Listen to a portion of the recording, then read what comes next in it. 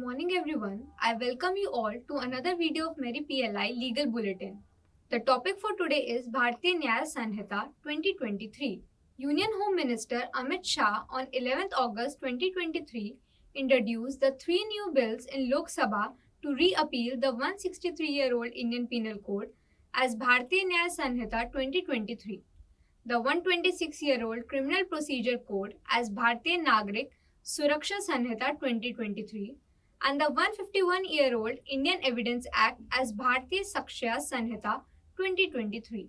Earlier, Indian Penal Code 1860 is the official criminal code of India drafted in 1860 in the wake of First Law Commission established in 1834 under the Charter Act of 1833 with the 23 chapters and 511 sections.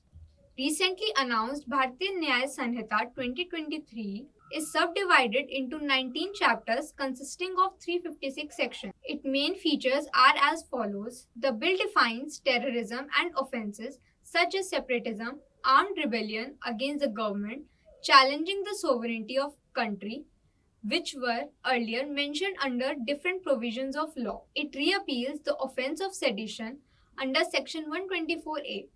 This section will be replaced with Section 150 in the new bill. Section 150 or BNS bill is the removal of provision which allow a person convicted of sedition to get away only with a fine. Section 150 of the bill prescribes imprisonment for life or with imprisonment which may extend to 7 years in addition to fine as punishment.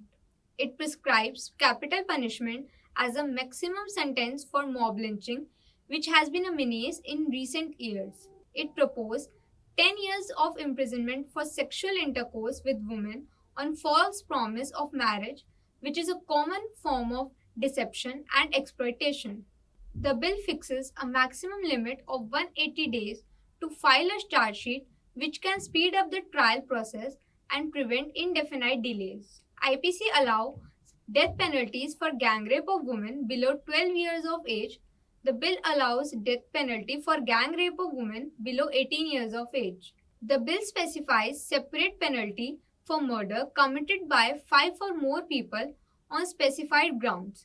These include race, caste, sex, place of birth, language, or personal belief.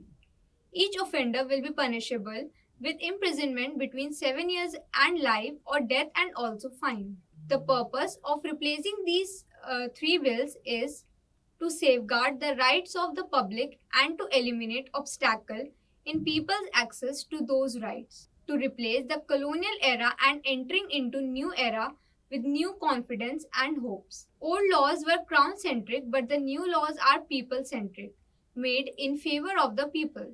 The focus of those laws was to protect and strengthen the British administration.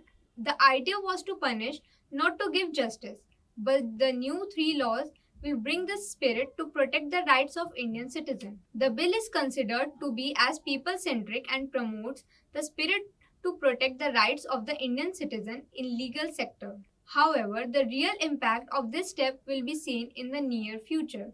Thank you. That was all for today. Stay tuned for the next update.